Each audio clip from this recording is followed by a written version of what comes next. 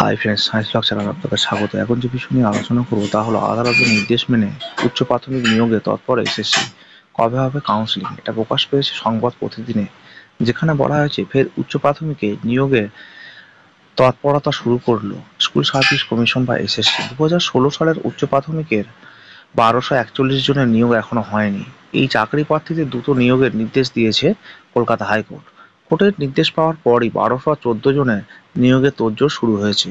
খুব শীঘ্রই এই নিয়োগের জন্য কাউন্সিলিং এর দিনক্ষণ জানিয়ে দেওয়া হবে বলে জানিয়েছে এসএসসি। তো এর আগে মোট 8 দফায় 12,723 জনের কাউন্সিলিং সম্পন্ন করে এসএসসি। এর মধ্যে 9,700 জনের উচ্চ প্রাথমিকে নিয়োগ হয়ে গিয়েছে।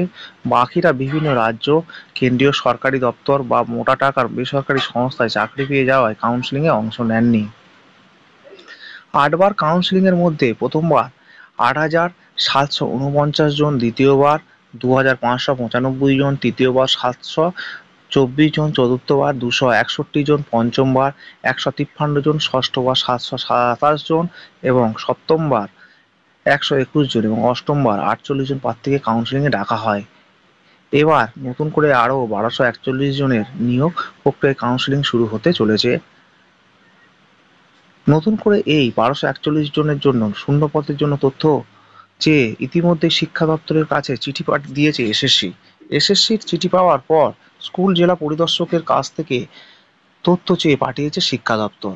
বেশ কয়েকটি জেলায় স্কুল পরিদর্শকরা দ্রুততার সঙ্গে এই তথ্য সংগ্রহের কাজ করছেন।